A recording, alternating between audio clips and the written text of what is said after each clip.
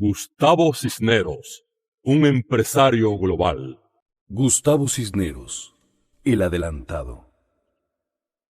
Emprender. El diccionario de la Real Academia Española define este verbo como la acción de acometer y comenzar una obra, y añade este caveat, especialmente si encierra dificultad o peligro. Se diría que la Academia tenía en mente a Gustavo Cisneros cuando redactó este apartado que Larousse francés confirma. Emprender es tomar la resolución de hacer e iniciar. La biografía de Gustavo Cisneros, que ahora sale a la luz, es por principio de cuentas una historia dinástica que se inicia con el padre, se complementa con los hermanos y se prolonga con los hijos. Es una historia de riesgos premiados, también de errores admitidos. Es una historia de oportunos cambios de velocidad. Del negocio del consumo perecedero, Cisneros pasa al negocio de las comunicaciones, de la generación del flujo de caja a la generación de valor. Y siempre, antes del siguiente paso, la consolidación interna. Pero por debajo o por encima de la saga Cisneros hay ciertas constantes que explican, mejor que cualquier anécdota, los valores personales, empresariales y colectivos. La vida de Gustavo Cisneros. Su estrategia vertical, que cada empresa potencie la otra y que la distribución se integre verticalmente también con el contenido. La temprana identificación de oportunidades, la oportuna corrección de errores, tolerar los errores de buena fe, abrirse a la opinión disidente dentro de la empresa, recompensar la iniciativa personal, insistir en la labor de equipo. Se me dirá que cuanto llevo dicho se da por descontado en una empresa moderna. Si hoy lo vemos como taking for granted o norma de normas, pensemos un poco en la negativa tradición latinoamericana del terrateniente ausentista, el estanciero y el régimen de manos muertas. La Iberoamérica de riquezas estancadas, de rentistas pasivos, de burócratas adormecidos, cuando no venales, y de tiranos y tiranuelos, dueños de vidas y haciendas. Hay una recurrencia dramática de nuestros vicios políticos cuando creemos haber consolidado sistemas democráticos imperfectos pero saludables. El microbio del autoritarismo hace su reaparición con gesto melodramático. Balcón de opereta, disfraz de condottiero y palabrería demagógica. ¿Cómo consolidar la democracia contra el virus autoritario? Creo que la vida y obra de Gustavo Cisneros, por caminos variados, nos ofrece algunas respuestas. La primera es procurar que nuestras sociedades tengan una poderosa base educativa. Hay que penetrar la selva y las montañas sagradas, a las que hace referencia Guillermo de la Dehesa. Los latinoamericanos debemos empuñar los lápices como dagas. La educación asegura el despegue de las energías creadoras de nuestros conciudadanos. La educación libera los talentos y capacidades personales de ciudadanos que de ninguna manera están condenados a la ignorancia y a la miseria. En sus tareas culturales, Gustavo Cisneros ha encontrado una aliada magnífica en su esposa Patricia Phelps. El Mozarteum, que lleva e impulsa la cultura musical entre los jóvenes venezolanos, el rescate de objetos etnográficos, la colección de cientos de miles de fotografías del sur de Venezuela. Patricia Phelps entiende la cultura como gestión continua y asume la responsabilidad de reunir las obras de cultura popular y singular, que al cabo le pertenecen a la comunidad. En un mundo de desarrollo técnico y educativo tan veloz y globalizado como el que vivimos, la base de la educación local tiene dos desafíos. Primero, saber que hoy en día la educación es permanente, no culmina dramáticamente en el 6º año de primaria, que a veces es el límite para millones de jóvenes latinoamericanos.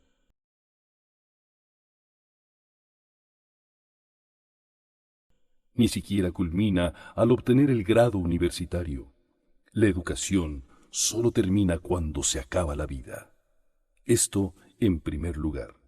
En segundo, saber que la educación local tiene que ponerse al día frente a los desafíos del desarrollo veloz de las tecnologías. Al nivel global, se trata pues de acceder a una mundialización no impuesta, sino generada desde adentro. Gustavo Cisneros ha globalizado sus empresas doblemente, de la periferia al centro y del centro a la periferia. Se ha empeñado en la evolución cualitativa de sus empresas, dotándolas de tecnologías cada vez más avanzadas. La nueva sociedad de información digital ha sido aprovechada por Cisneros para multiplicar servicios a través de una plataforma tecnológica única. Caen las barreras de la información. La América Latina no puede una vez más llegar tarde al banquete de la civilización, como dijese Alfonso Reyes. Gustavo Cisneros es un empresario transatlántico. Su relación con España significa la abolición del océano. Las carabelas tienen boleto de ida y vuelta. Es un empresario interamericano. Su presencia en los continentes del Nuevo Mundo, Iberoamérica y Angloamérica, lo convierte en adelantado de relaciones de provecho mutuo, como lo ha demostrado en múltiples negociaciones con empresas norteamericanas que nunca constituyen debilidad o cesión nuestra, sino equiparación racional y digna. Gustavo Cisneros es, en síntesis, creador de una cultura de negocios, adelantado de una cultura política de equilibrios, promotor de una cultura educativa que no deje atrás a nadie, escudero de la lengua española en el corazón de Angloamérica. Carlos Fuentes. Cerebro, corazón y coraje. Gustavo Cisneros nació el 1 de junio de 1945. Era el cuarto hijo de Diego Cisneros y su esposa Albertina Rendiles. Diego Cisneros ya encabezaba uno de los más importantes grupos empresariales de Venezuela. En el mismo año que Gustavo Cisneros llegaba al mundo, había logrado desplazar a la poderosa Coca-Cola con una bebida desconocida, Pepsi Cola. Gustavo Cisneros siente que le debe mucho más a su padre que las empresas que su progenitor creó. El pensamiento amplio y pluralista de Diego Cisneros, como recuerda Gustavo Cisneros, fue moldeado por las circunstancias de su vida, difíciles en un comienzo, pero que lo mantuvieron en contacto con diferentes países y culturas. Diego Cisneros nació en La Habana el 27 de septiembre de 1911, hijo de Diego Jiménez de Cisneros y la venezolana María Luisa Bermúdez Martínez de Castro. 3 años más tarde, perdió a su padre.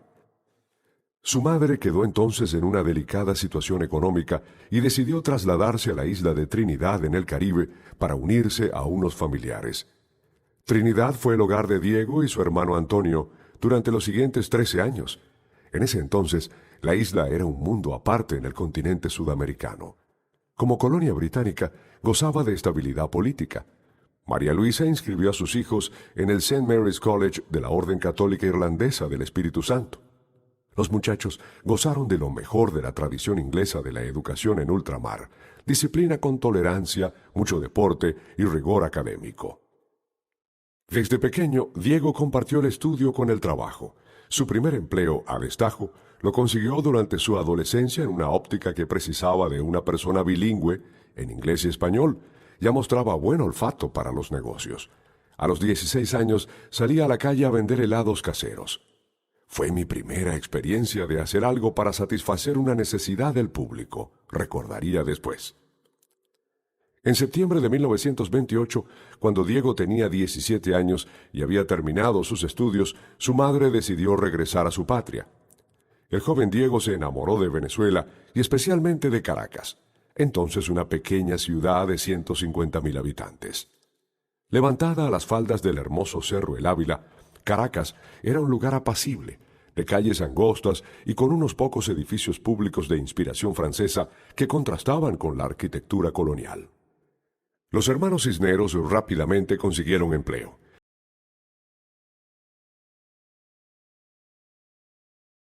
Antonio fue contratado por Shell Oil Company. Diego, después de una breve experiencia en el Royal Bank of Canada, comenzó a trabajar en una concesionaria de Chrysler y de los camiones International. Una mañana, llegó un antiguo empleado a solicitar un crédito que destinaría para convertir 3 camiones International en autobuses que cubrieran la ruta Plaza Bolívar-El Cementerio.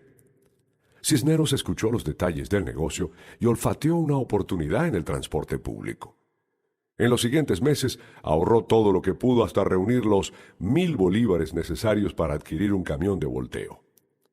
Un contratista pagaba 20 bolívares por viaje, lo que alcanzaba para cubrir los gastos y las cuotas del vehículo.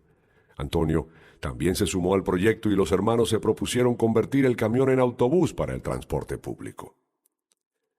Tras perseverantes esfuerzos, los hermanos Cisneros obtuvieron el permiso para operar una ruta en Catia, zona marginal del oeste de la ciudad. El camión fue rebautizado El Expedito y transformado en autobús. Esa era la semilla de la organización Cisneros. La experiencia del transporte público marcaría el futuro empresarial de Diego Cisneros. Aprendió a conquistar a los pasajeros cuidando que los buses siempre fueran relucientes y que los viajeros estuvieran cómodos. Diego Cisneros era obsesivo en cuanto a la importancia de satisfacer las necesidades y gustos de los consumidores. Entre las muchas cosas que Gustavo Cisneros aprendió de su padre, recuerda, nos enseñó a cuidar los detalles, a poner toda nuestra energía y vitalidad en cualquier negocio que emprendiéramos, por pequeño que éste fuera. En 1938, Diego se casó con Albertina Rendiles Martínez, quien lo acompañaría hasta su muerte 41 años después. Era una mujer práctica y cariñosa, complemento de su esposo, quien poseía una veta de soñador y emprendedor. Formaban un buen equipo. En 1935 falleció el dictador Juan Vicente Gómez y Venezuela comenzó a experimentar cambios que desembocaron en la instalación de un régimen democrático en el año 1958. Diego Cisneros también comenzó a vivir una nueva etapa. Cansado de luchar contra las trabas impuestas por los gobiernos municipales, en 1939 decidió retirarse del negocio del transporte de pasajeros y se dedicó a la venta de repuestos para vehículos. Poco después fundó D. Cisneros y Compañía, una empresa que llegó a vender desde neveras hasta camiones. Diego Cisneros ya era un comerciante acomodado, pero lo que catapultaría su éxito sería Pepsi-Cola. Pepsi-Cola Venezuela llegaría a adquirir proporciones míticas.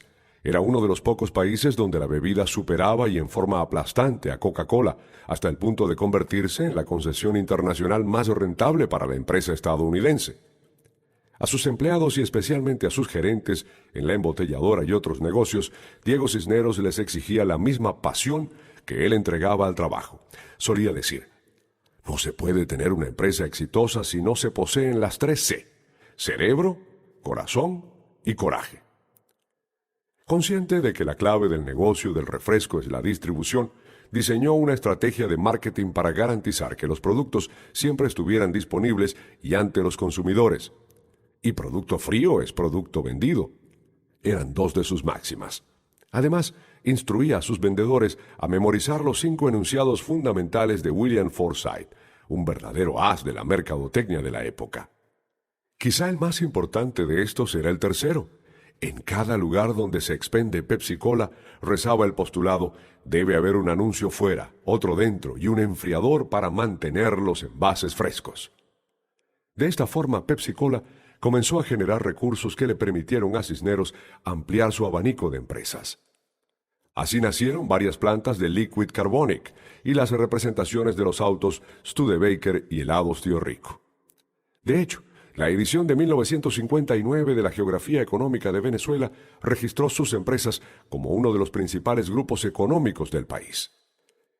Luego, en 1960, se concretó la adquisición de la concesión de Venevisión, el primer canal de televisión de la organización Cisneros.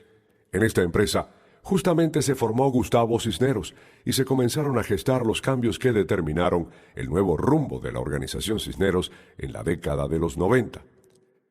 La licitación se realizó el 7 de junio de 1959. La mayoría de las acciones estaban en manos de Diego Cisneros y del mismo grupo de accionistas que lo había acompañado en Pepsi-Cola.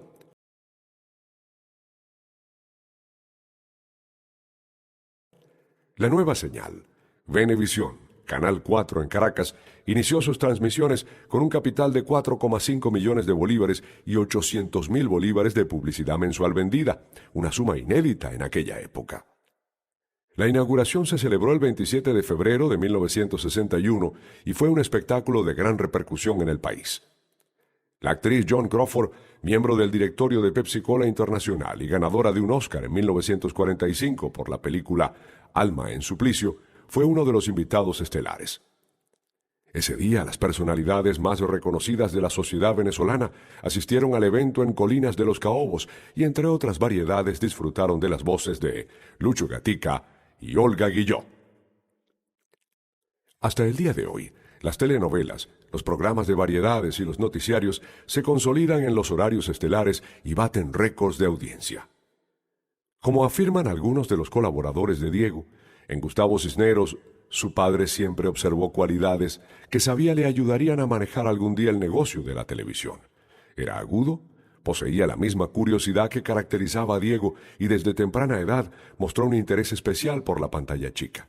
Diego Cisneros percibió que en manos de su cuarto hijo, Venevisión, iba a estar bien. La verdad es que Gustavo Cisneros no se imagina haciendo otra cosa. Desde su juventud fue criado por su padre en los pasillos de Venevisión. Yo crecí en los medios. Es una industria que conozco y entiendo. Soy un enamorado de la televisión.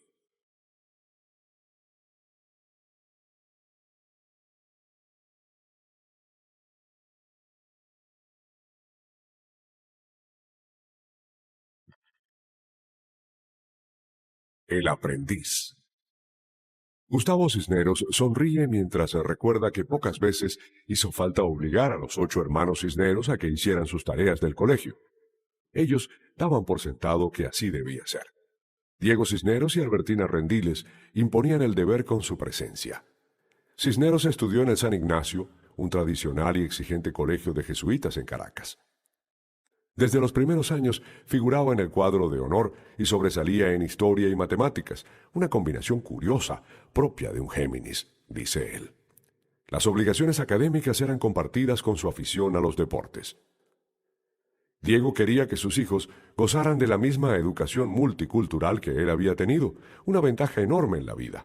Le había permitido sentirse inglés en Trinidad, cubano en La Habana, norteamericano en Nueva York y venezolano en Caracas. Después de un programa de inglés intensivo, Gustavo Cisneros terminó su Junior High en el internado Nyack y el High School en el Suffield Academy en los Estados Unidos. El cambio de idioma no incidió en las calificaciones de Cisneros, que siguieron siendo buenas, e incluso logró el premio al mejor de su curso en historia. Terminado el bachillerato, regresó a Venezuela, con la finalidad de revalidar su título para ingresar en la carrera de Derecho en la Universidad Católica Andrés Bello. En 18 meses obtuvo el diploma de bachiller venezolano y completó el primer año de Derecho.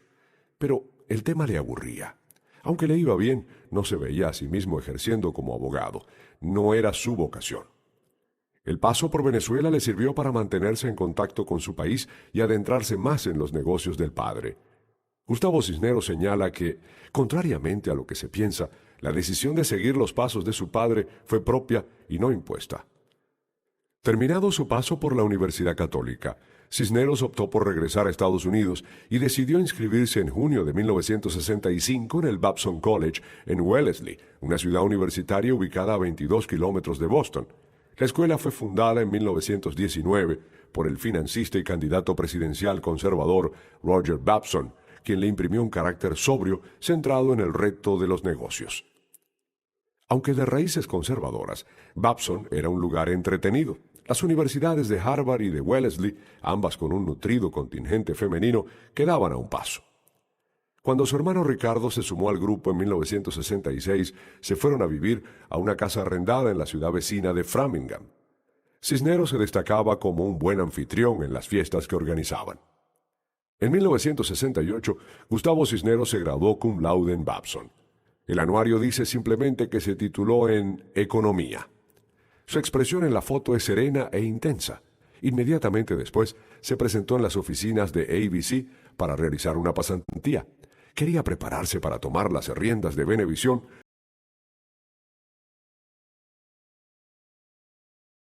porque sentía que era allí donde más podía aportar.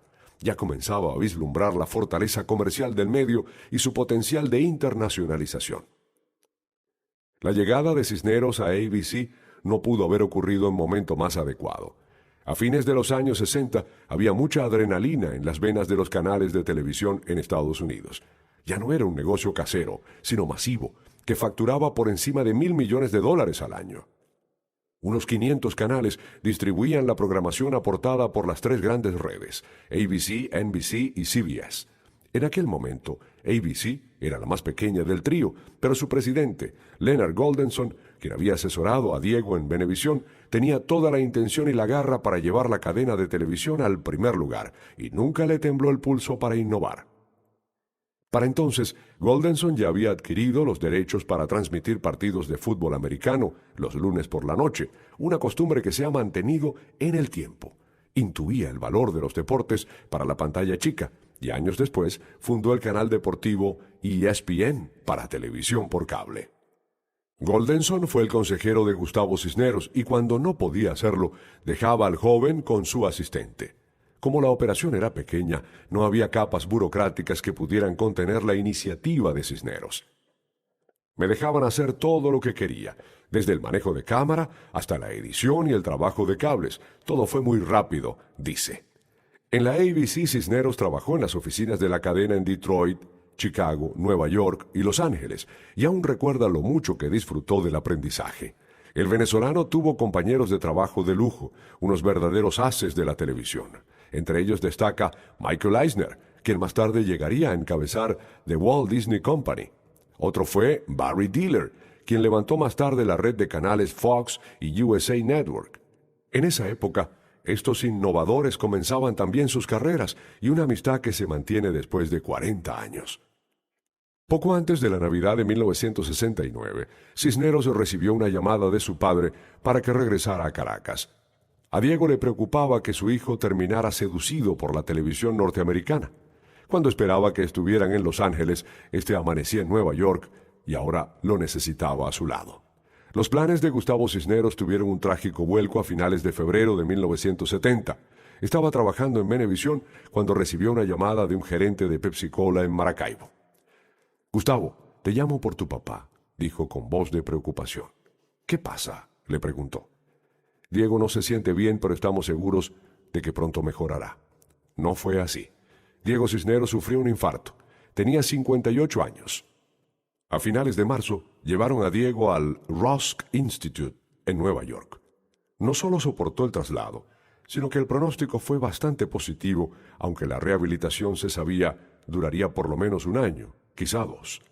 En mayo, Gustavo Cisneros alquiló un pequeño apartamento en Nueva York para estar cerca de su padre. Gustavo Cisneros Rendiles y Patty Phelps Parker contrajeron matrimonio el 10 de junio de 1970, en el mismo lugar donde se habían conocido 9 años antes, a la salida de una misa en la Catedral de San Patricio, en el corazón de Nueva York, durante el receso del Día de Acción de Gracias. En esa misma iglesia, en 2003, se casaron Guillermo Cisneros, hijo de Gustavo y Patricia, y la venezolana Adriana Catalina de Santiago Atencio. San Patricio era un lugar de encuentro de los venezolanos que estudiaban en Estados Unidos en esos años. Patricia Phelps era hija de William Phelps, miembro de la familia fundadora de Radio Caracas Televisión, el canal que entonces, y todavía en estos tiempos, competía con Venevisión. La ceremonia de Gustavo y Patty fue sencilla. Su viaje de bodas fue interrumpido por la noticia del deterioro de la salud del padre de Patty Cisneros. Inmediatamente regresaron a Venezuela. William Phelps falleció a los pocos días. Gustavo Cisneros tenía apenas 25 años. El dolor uniría aún más a la joven pareja y obligaría a Cisneros a tomar anticipadamente las riendas empresariales del grupo. Los muchachos. La enfermedad de su padre significó que Gustavo Cisneros tuvo que asumir apresuradamente la presidencia de Venevisión, pero Pepsi era una fuente de preocupación. Para ese entonces, Roberto Monsanto, el empresario de transporte que acompañó a Diego Cisneros a lo largo de 3 décadas, había fallecido. Aunque los dos, como es natural, a través de tantos años, tuvieron en ocasiones sus diferencias, siempre se las habían arreglado para encontrar una solución.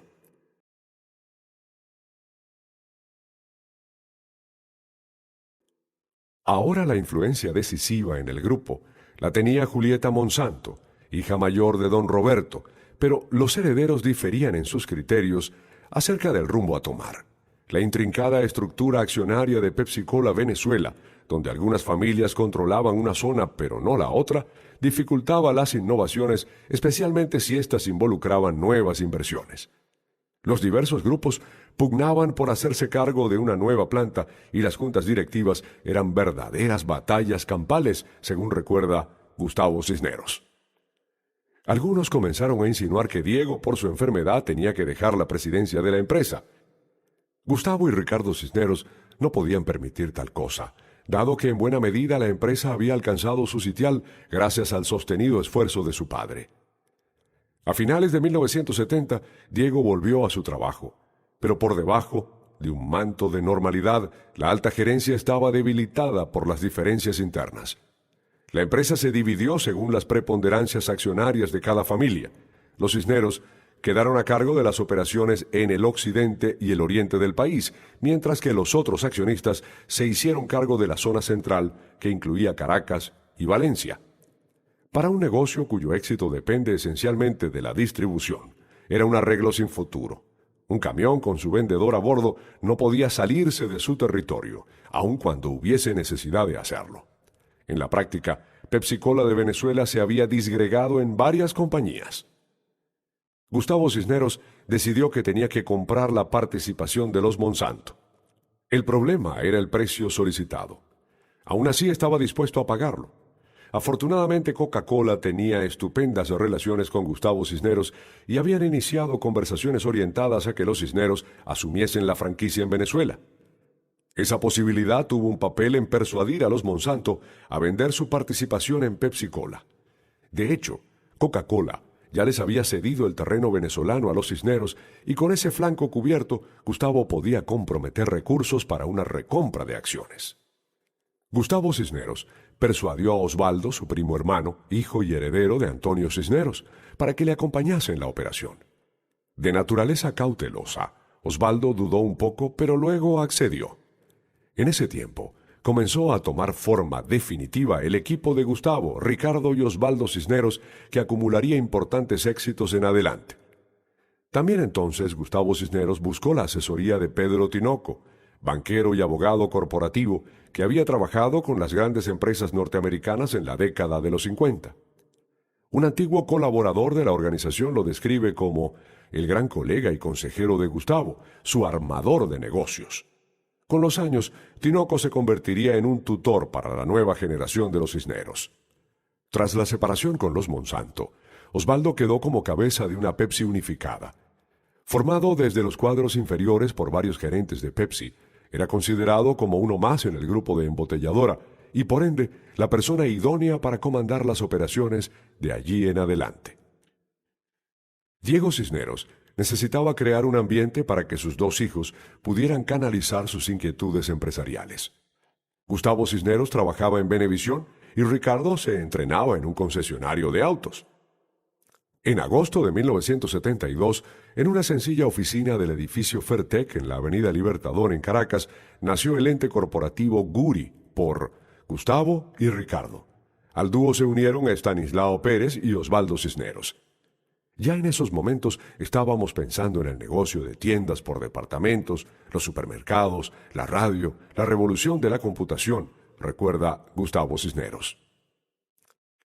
La nueva instancia que se convirtió en la entidad jurídica de la organización era un espejo en pequeño de la OCAAT, la oficina que coordinaba las diferentes actividades de Pepsi-Cola en Venezuela. En Guri se elaboraban los planes estratégicos para las empresas, sus presupuestos y luego los seguimientos periódicos. Y Gustavo Cisneros, como presidente del principal canal de televisión del país, tenía una gran ventaja: acceso a financiamiento bancario para comprar empresas. Una de las primeras empresas que se incorporó fue Gabeplast, que fabricaba gaveras para transportar botellas de Pepsi-Cola y de terceros. La empresa formaba parte del plan de Diego Cisneros de integrar verticalmente a todas las empresas que rodeaban al mundo Pepsi-Cola,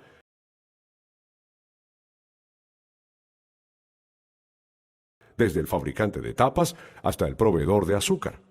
Luego se sumaría a Farsana de Venezuela, Sociedad Anónima, 1973, que comercializaba los productos de la marca Chico para bebés, de procedencia italiana. Otro negocio de la nueva generación también incorporado fue Ocaña, una distribuidora de licores fundada en 1973. La bonanza petrolera había aumentado la demanda de los licores. A medida que los negocios crecían, Gustavo y Ricardo Cisneros ampliaron el personal de la organización Cisneros y tuvieron que mudarse a unas oficinas más amplias en el Paseo Las Mercedes, en Caracas. Estas se convertirían en la sede operativa de la organización Cisneros en Venezuela durante los próximos 30 años. Entretanto, su hermano Diego Alberto trabajaba en Pepsi-Cola Valera, Carlos Enrique en Pepsi-Cola Brasil y Antonio, José y Gerardo estudiaban en Estados Unidos. La oficina en el Paseo Las Mercedes se consolidaría como el sostén financiero de la organización Cisneros. En su apogeo, a principios de los años 90, tendrían 150 colaboradores entre auditores, analistas y abogados. Una de las características de la organización Cisneros era, y continúa siendo,